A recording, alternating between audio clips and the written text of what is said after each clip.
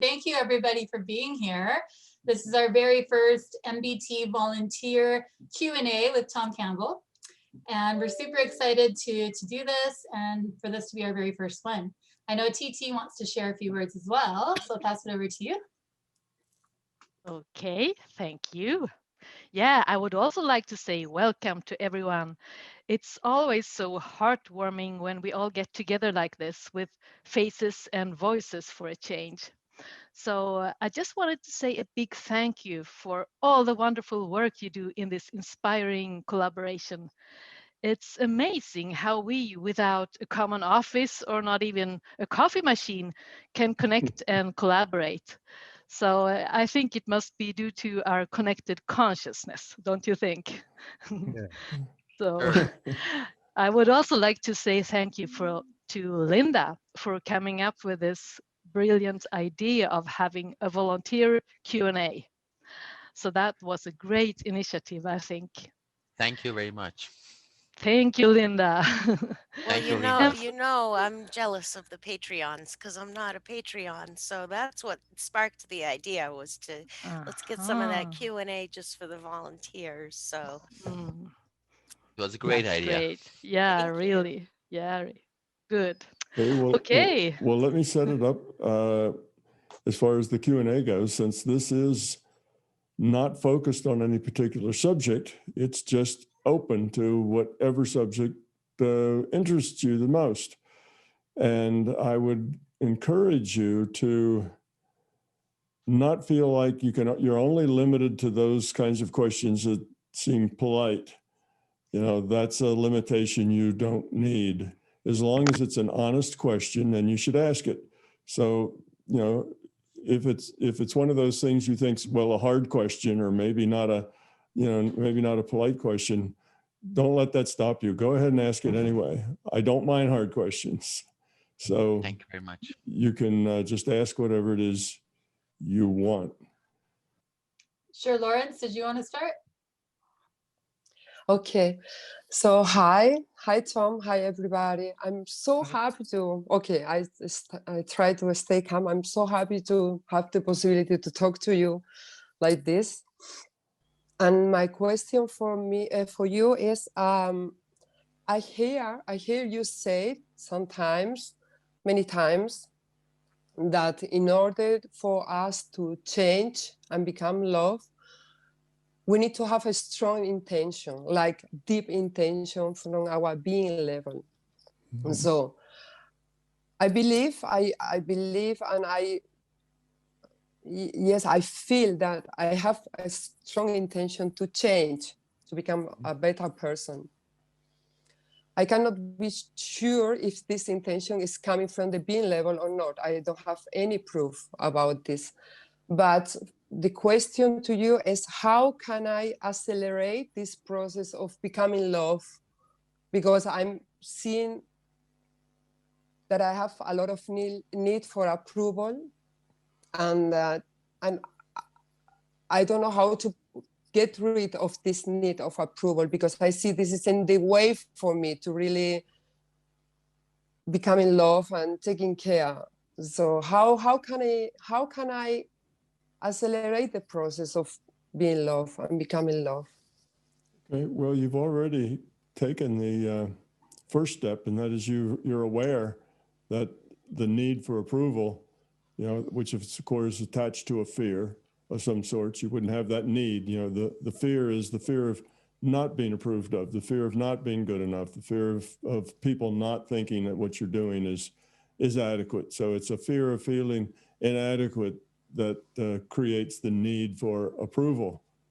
And so you've already kind of isolated that, and that's good. Now, there's really two things that you should do. One is, whenever you catch yourself making choices or saying things or feeling things that are tied to this need for approval, you should stop yourself as soon as you feel that, oh, I need to find out whether they approve of what I'm doing, you know, or I need to make sure I do it this way or that way and get approval for it, because that's really what's important.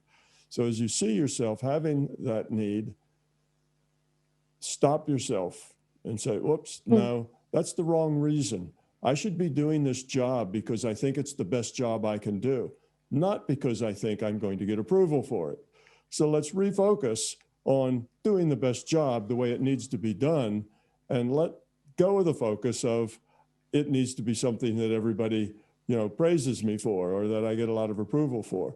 Those are two different motivations for doing a particular thing. So you need to stop doing the one where you're doing it in order to get approval, and focus more on, I'm doing it because that's the best job I can do, or that's the best thing to do, or that's the way I want to, work my life. So that awareness of those times when you're doing that is the thing that will speed up the process. And when you find yourself working for approval, rather working for a good job or a good choice or whatever it is you're doing, then just catch yourself with that and say, no, that's the wrong reason. It's not why I should be doing this. I'm not, working for approval. I'm working for an excellent product or an excellent choice or an excellent way of process about doing things. And I can defend that process. If people say, well, why are you doing it like that? I can explain why I'm doing it like that. And if they can convince me there's a better way, well, then I will do it a better way. But see, that's you being in charge of you and what you're doing and why you're doing it, and not doing things because of the reaction you'll get from other people. So as you find it, just stop, tell yourself no, reorient your focus, and keep going. And eventually, in the beginning, you'll find that you do a lot of that kind of pandering for attention because that gets your approval, and that's okay. Just whenever you do, try to refocus on a better way of looking at it. And that will eventually get you there. But also you can look at that fear, the fear of not being good enough, the fear of being adequate, the fear of people will not like, what you're doing or think it's a bad job. And you need to look at that fear and say, well, what's that fear all about? Why should I have that fear that I'm not adequate? Where'd that come from? And you probably, most people, find that fear comes out of your childhood someplace. And it doesn't at all mean that you are inadequate. Almost always that fear is just a paper tiger. It's just a belief that you've picked up someplace, typically when you were very young, and you just didn't seem to be able to do anything right because a parent or a sibling or somebody else was just always telling you that you were wrong. And maybe it's an older sister or an older brother or a mother that was just too busy to really pay attention to you, or whatever else, that you were always being criticized. And that's the kind of thing that leads to that feeling of being inadequate. But when you look at that, you'll find out that, well, that wasn't about me. That was about mom being too busy. That was about, sister or brother, was jealous. So that's why I was running. It's about them, not about me. And then you can realize that you don't need that fear. That's old stuff that's long gone. And that can help also sometimes help you get rid of it. So those would be a couple of ways. And the other thing is, look at your feelings. Look at your feelings. And when you start feeling that anxiety of, I wonder if this is the way I should be doing it. Is this the way that everybody will want me to do it? When you have that, when you start to feel that anxiety, stop yourself and say, let that go. You're just going to do it the best way you know how. You're going to interact the best way you know how. You're going to make choices that are the best that you know how. And that is you. That's okay. That's authentic. I'll just be me, and we'll see where that goes. And then pay attention to where that goes. If that works out all right, then that'll give you more confidence to do more of it. And it probably will work out all right. So if it doesn't work out all right, then it'll tell you, the sort of things you need to change. And you can decide to do that too. So pay attention to your feelings, the anxiety, you have, the angst that you have about being on the spot for doing something and how you're going to get it done or how it is you should be. And when you feel that, just put it aside. Just put it aside and say, well, that's not me. I'm going to focus on just doing it right. And right according to the way I think it's right. And I'll be able to discuss that if other people see it differently. And that's the way it should be. And I can learn from other people and I can learn from results, but I don't want to start out with the idea that I need to please everyone. You don't need to please everyone. You need to give everyone the best of who you are and let the chips fall after that.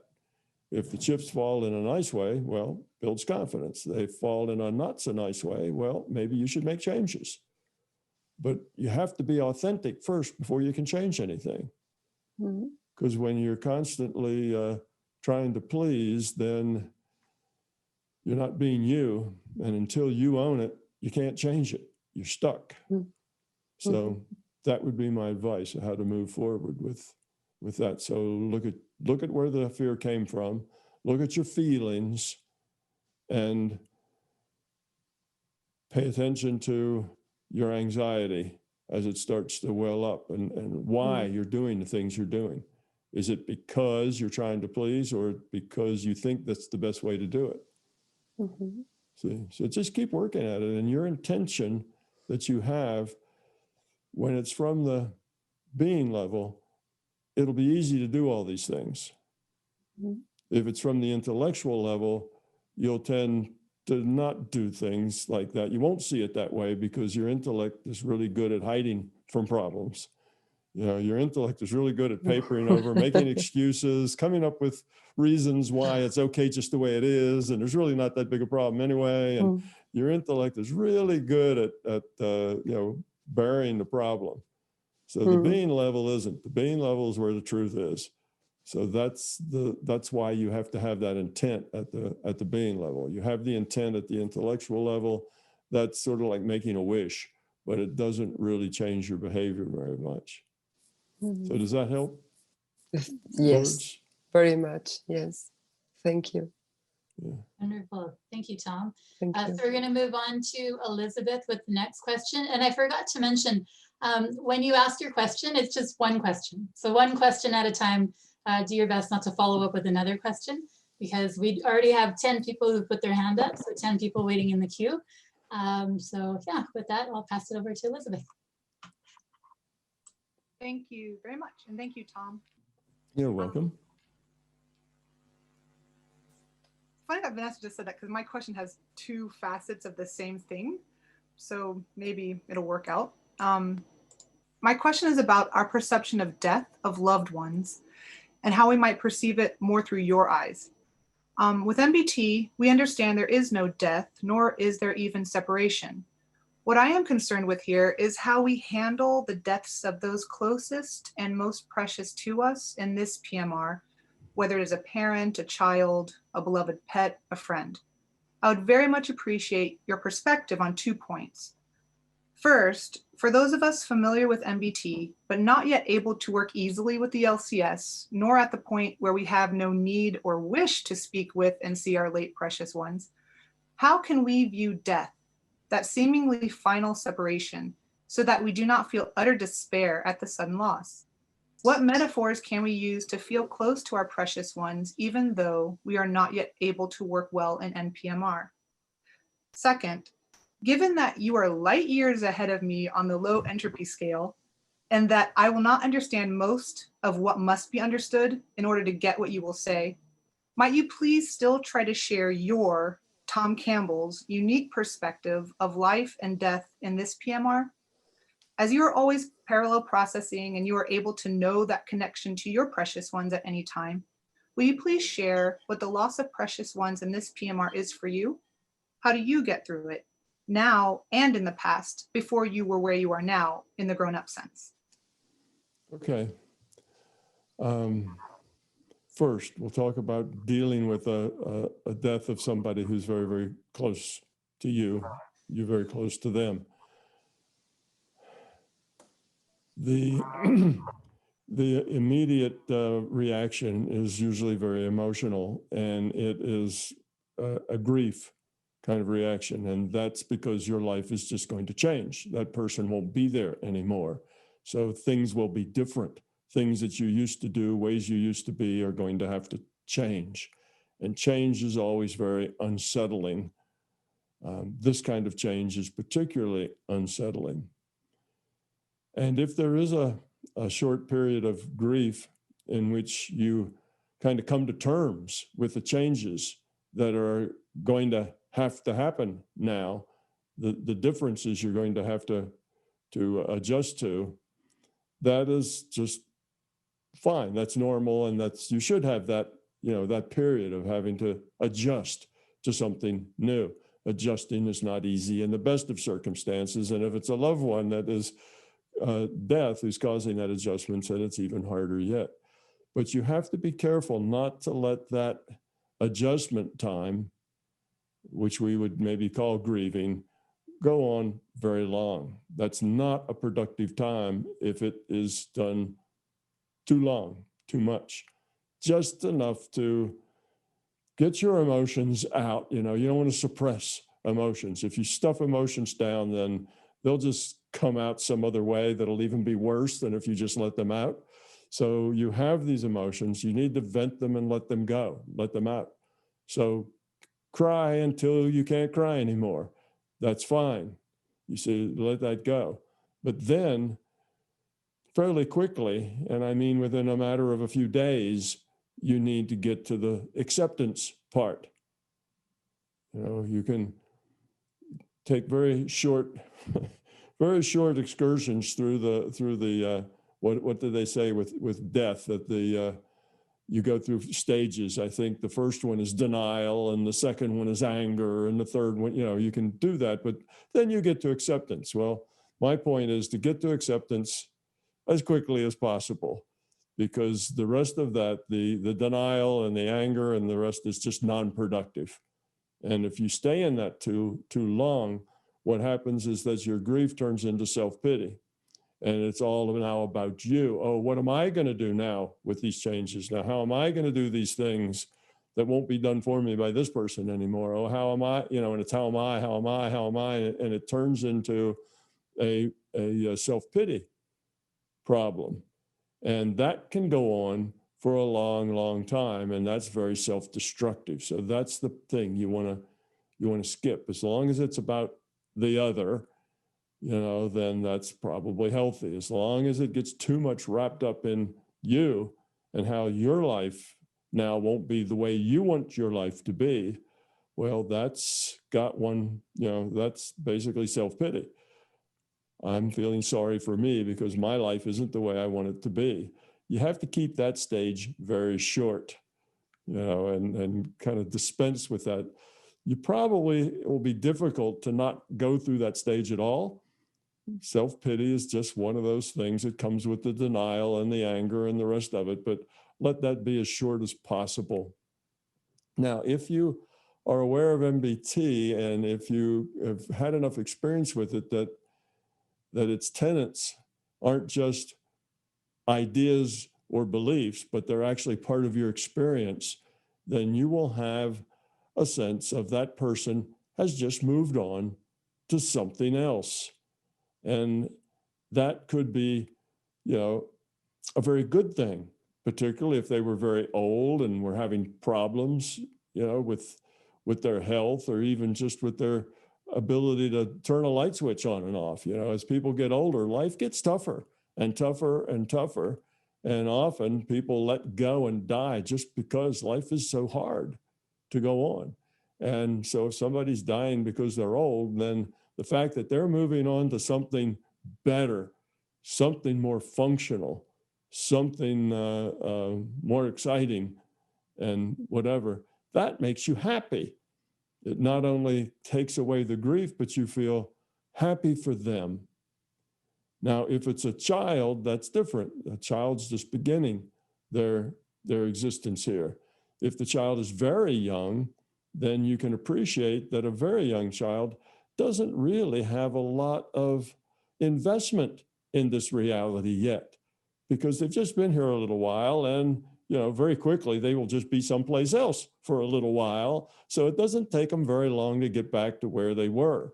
It's a very minimum amount of investment. Therefore, very quickly they'll end up in a situation very similar to the one they left. There's not a lot of time wasted. But now if you go in between those two, very old and very young, now it's a little more, well, gee, too bad. They were really making progress. They were in a good, they were in a good space, making progress, and then their life got ended. Maybe it was an accident of some sort. And then you can think, well, all right, they're going to have to start over. That's inconvenient because now they were, say, 40 or 50 and just figuring things out, and they're going to have to start over and start with a very young baby and learn all those ropes again till they get up to the point to where they'll be really learning and growing. And in that case, you'll say, well, some incarnations are just like that. Sometimes that happens, and it doesn't happen all the time. It's not like that's the thing that always happens, but some incarnations are more convenient than others.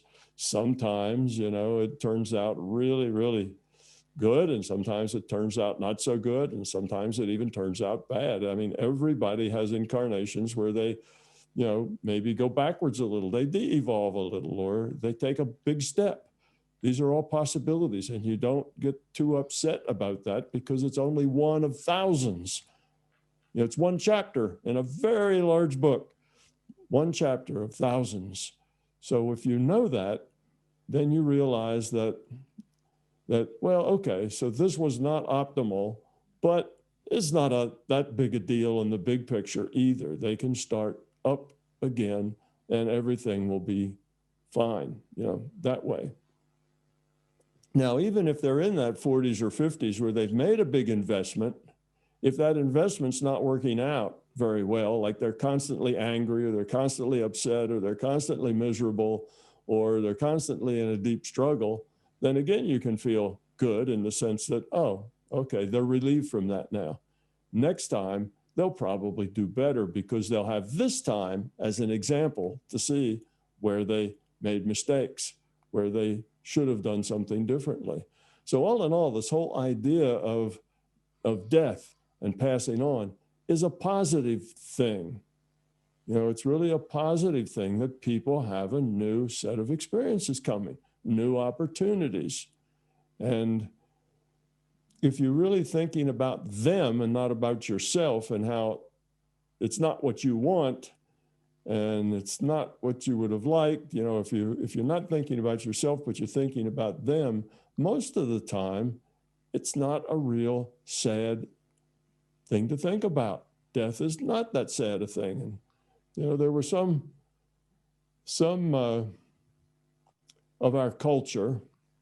I recall, I think the Irish, people who came from Ireland had more of this in their culture maybe than the Germans did, but they would have a wake, and the wake was a party. A wake was really a party, and everybody would get together and they would tell stories about the person, and they would laugh and they would drink and they would have a good time. And it was more of a big send-off, if you like, and a big collective remembrance of the people there. But it wasn't the sad thing where everybody sits down and, they listen to people talk and everybody feels miserable and unhappy and that kind of, very low, very kind of depressing vibe. It wasn't like that at all. It was a time for a big party, a big send-off. So, it's just a matter of the way you look at it. Just your perspective on it makes a huge difference. And if you have a very positive perspective, because that individual's consciousness doesn't die, but goes on to grow. And most of the time, that's a good thing. Some of the time, that could be very inconvenient. But it's never really a horrible thing, you see. So thinking about the other and not about, oh, woe is me, now I have to do without. And that isn't going to be nice. And I don't want to do without. And you see, that's the part that people get trapped in that is negative and not so good. So that's kind of this perspective you should have. And the idea that, I should add that well, we're only parted until I die, then we're all going to be united again. It doesn't really work like that. That person's going on. And when you die, you're going to go on. You see, so that's sort of my attitude toward death. Now, what about me personally? I haven't had a lot of that sort of tragedy in my life. I have survived both of my parents, which is pretty ordinary by now. I've just turned 76. So at 76, you probably have outlived your parents. You know, it's a good probability that they're not there. And for me, both of those deaths were very positive. It wasn't that there was anything negative about that. You know, matter of fact, with both of them, because they had big picture attitudes toward death too. So they really didn't have funerals. They decided they didn't want funerals. They just were cremated and that was the end of it. So when they died, somebody hauled their body off to the crematorium and they were cremated. No funerals, no ceremonies, no speeches, no, you know, no big deal was made because that was their preference of the way they wanted to go out. They didn't want it to be a big, sad thing. So so the whole process there was not a long, drawn out, sad process, which is the way it is when most people die. You know, for the next week or 2 weeks, it's just a long, sad, unhappy process where everybody mopes around for a while. That's probably not a very effective way to deal with death. I think the Irish having a wake that turned into a big party was probably the better idea. But in any case, with my own experience, all of my children are still alive and doing well. So I haven't had that experience to have to deal with. I had a couple of close calls. I had a grandchild who was born with a herniated diaphragm. And it turned out that he only had about 1/3 of a diaphragm. He had about 30% of a diaphragm. Other than that, there was no diaphragm. Well, if you don't have a diaphragm, you can't breathe. You can't pull air into your lungs. So that's a disease that's not easy to survive. And the survival rate there is pretty low. And from the perspective of survival, that entity didn't want to survive. That entity said, "Oh, I've got no investment here. I'm out of here. You know, I don't want to go through this. I'll just go someplace else," because the entities that do survive this have like a 4 or 5 times higher probability to be mentally retarded, blind, or deaf. In other words, severe hearing problems, severe seeing problems, or severe cognitive problems. It's a pretty small group that comes out unscathed from this.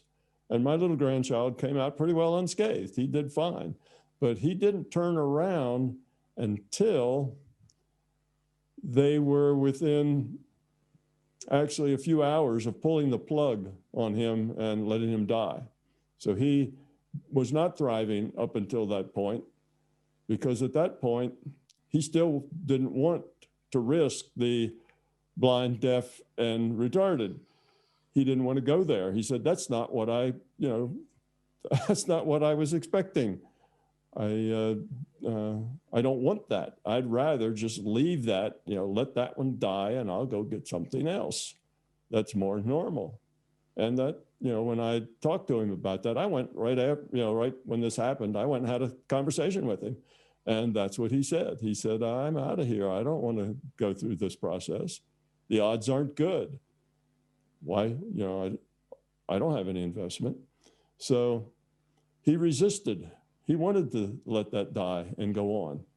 But he got so much outpouring of love and caring and so on that it changed his mind right at the very end. Like I say, hours before the plug was to be pulled and he was to let die. So he said, all right, I'm in. This is a really cool place. Everybody seems to really care about me a whole lot. I'll do it. In which case he turned around on a dime and did a lot of things that were impossible. You know, you have to, he was on a heart-lung machine, obviously, that had to breathe for him, and feeding tubes, and, you know, he had more tubes and wires and things attached to him, you know, that you could imagine. And you have to come off of that heart-lung machine for a whole day, because when you're on that heart-lung machine, you have anticoagulants. Otherwise, your blood coagulates inside the machine that's acting as your heart. So they have to give you a lot of anticoagulants to keep you on a heart-lung machine for the months that he was on it. You're only supposed to be on that for a few weeks, you see, but he was on it for, you know, between 4 weeks. They usually pull the plug like 4 and 5 weeks, and he was going 5 weeks into 6. So they were getting to where they wanted to end it. Anyway, so they took him off of all of that, and for a day, he continued to breathe with no diaphragm, which nobody expected him to do that. And then they did the operation, and they were amazed that he only had that's when they found out he only had 30%. Nobody knew that up until that point. And they found out he just had this little sliver along the edge of the side of his diaphragm. And that was it. And then the doctor said, now, he's going to get worse before he gets better. You know, there's going to be a tough time that he may or may not pull through after the operation. Well, that never happened. He just got better. And within a week or two, he was home. So he got better real fast.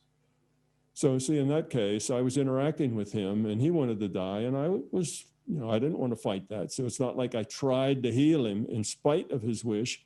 I observed his wish and let him do it his own way. But he himself turned around and made that change, because there were healers all over, because he was put on all sorts of healing circles, and he was getting all of this positive love energy that was pouring all over him all the time. And that was enough to make him change his mind. So in that case, I was okay with that. Now, my daughters, you know, who had birthed him, was not okay with that. She was, you know, he is going to live. You know, she was very positive that he was going to make it. And I once, toward the end, when the plug was about to be pulled, I said, you know, you're going to have to adjust to the possibility. And she said, no, there is no possibility. He's going to make it. I'm not adjusting. So she got her way, and he's a happy little guy now. He's like, I don't know, 6 or 7 years old, and he wears glasses, but it's not a big deal. He still sees reasonably well. He hears perfectly well, and he's a smart little guy. So he came out really good. So that was a near death, a close call, but I was never upset or in any way, you know, found that to be a problem. It just was the way it was. It would work out however it worked out, and that's the way it was. So I don't have a lot of experience to tell you about. I haven't had any things. Actually, I have another, my wife's sister had a baby that had heart problems, and that baby was nip and tuck for a long time.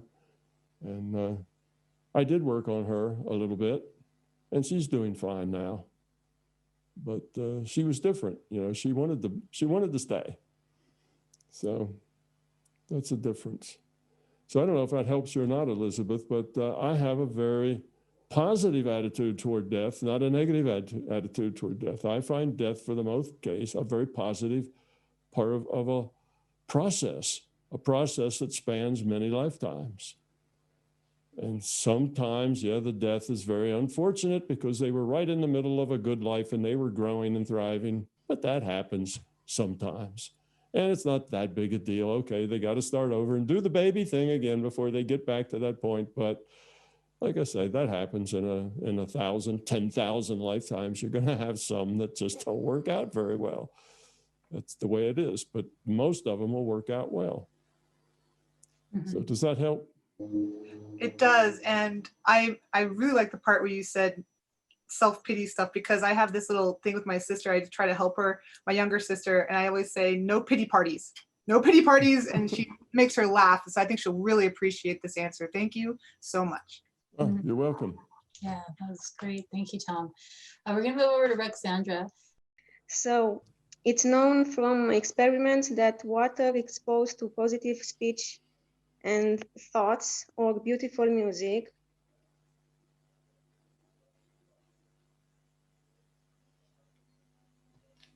results in beautiful ones said of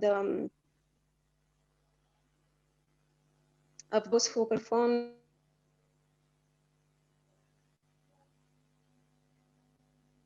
this experiment, a good vibration. Encourage people to use them for getting faster in an altered state of mind. So in other words, they do influence the brain through their vibrations. So I'm a bit confused because I would have expected you to explain both as being parts of the rule set in this computed reality, where you said that energy and vibration are also virtual. Okay, I got just pieces of that. I didn't get all of it, but let me guess at the rest that I didn't get. Probably, I don't know whether you knew it from your side or not, Roxanne, only got about 50% of your words, maybe a little less. Anyway, there is a guy, I can't remember his name. Oh, Emoto, Dr. Emoto, I think, and he freezes water into ice. And when he plays music and he has thoughts and he says words, he does different things. And if the music is pretty nice music, and if the words are nice words, and if his thoughts are nice thoughts, then the ice freezes in pretty crystals and makes pretty patterns. And when the music is ugly and his words are ugly and his thoughts are ugly, then he gets ugly patterns. And the ice seems to have a sense of music appreciation and a sense of good words and bad words and that sort of thing. Is that really what you were talking about? Is how do people, how does that work? What's the process going on there? Because yes. Yeah. Okay. So I guessed right. I thought that's probably. Can you mention? I put if. Yeah, she typed it in the chat as well, but you pretty much got it there, Tom. She's looking for an explanation. I see. All right. Well, I didn't even have the chat up, so that doesn't. But Tom, she adds an extra bit to it. So she's saying that, in the past, she's heard you say that those ice crystal results are part of that person's intent. But when you talk about binaural beats, you tell people that it actually helps you put it in altered state. And she's saying she's a bit confused. She would have expected you to explain both of them as being part of the rule set in this computed reality, where energy and vibration are also virtual. So that's she's put it in the chat. That's what she's asking. Okay. So let me see if I get that right, Sylvia. So so when I talk about the binaural beats, I say that the beats will put you into a particular brainwave state, a good meditation state, and that the beats do that. That is part of the rule set. Yes, the rule set says that if you put a pure tone in one ear and a pure tone in the other ear of a little difference, you'll actually get a beat frequency that'll be created in the corpus callosum, which is the membrane between the two hemispheres. Because one ear will run through one hemisphere, the other ear runs through the other hemisphere. And when they get to the corpus callosum, those two pure waves will actually create a beat frequency inside your brain, right at the middle of your brain. And that will tend to entrain your EEG. In other words, your brainwave output, your electromagnetic output will tend to go to that beat frequency. And we know that people who are very strong meditators, monks who spend, meditate long hours a day and so on, and done it for decades, they tend to be in the theta state with their brainwaves when they meditate. So then you need like a 4 hertz difference between those signals. And that's just the rule set. The rule set will put you in a space that has that kind of brainwave.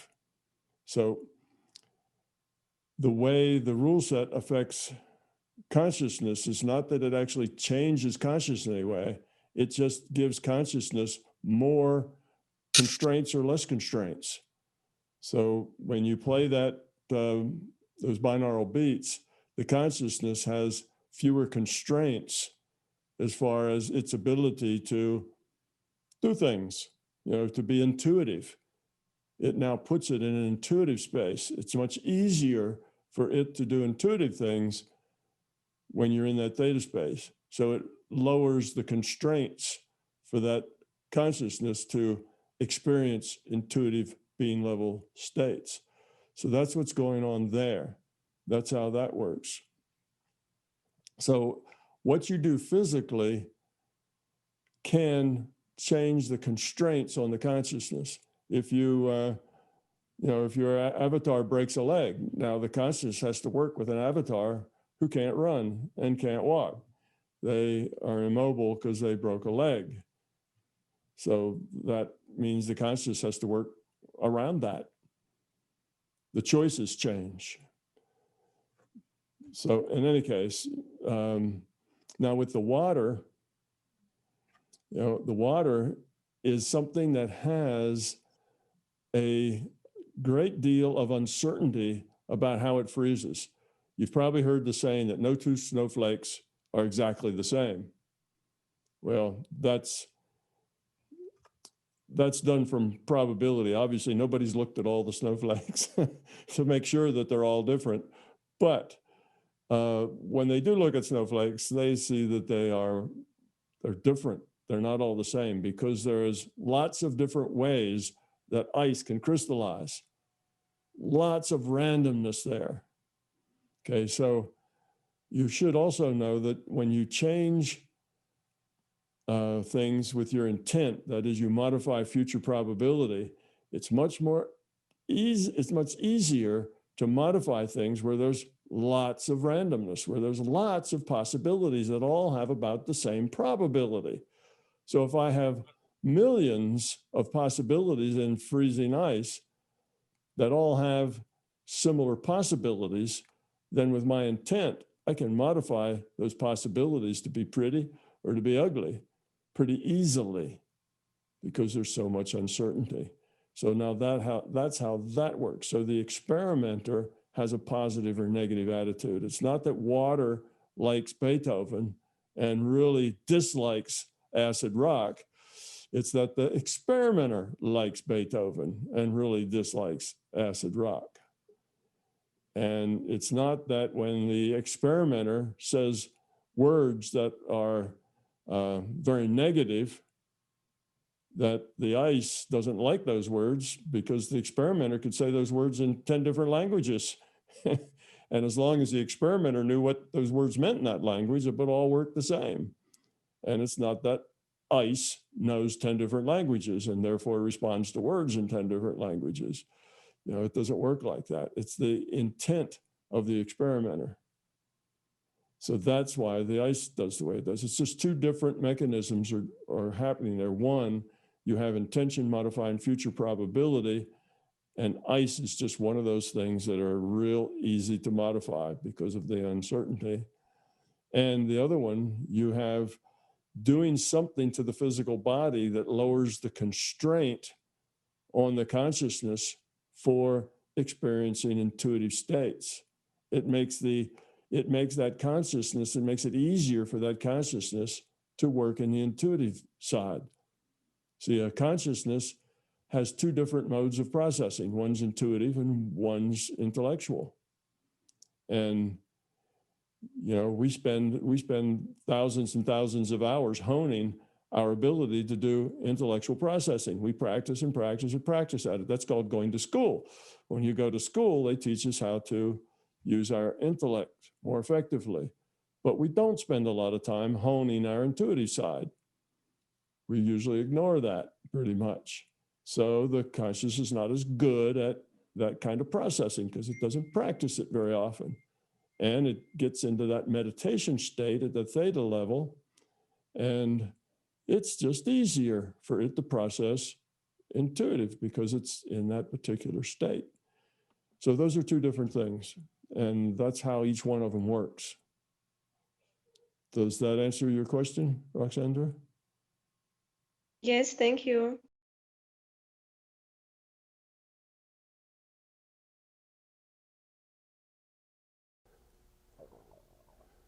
Tom Campbell here. I and MBT Events hope you liked this video. We now have well over 1,000 hours of free video on this user-friendly, ad-free YouTube channel. Though these videos are free to our viewers, they represent many thousands of hours in production and editing, and many thousands of dollars invested in video and audio equipment, along with the required computers and software to store and process the raw video into finished products. So far, all of this content has been funded directly out of our own pockets. Be assured, we will always continue to do what we can. It's our life, our purpose, a labor of love that we will continue to pursue as best we can. However, those pockets are not as deep as they used to be. Thus, we are now seeking to augment our resources with support from our viewers. If you find something of significant value in our videos, please consider supporting their production through our newly created Patreon account or through a one-time donation. The links are in the description below. Thank you.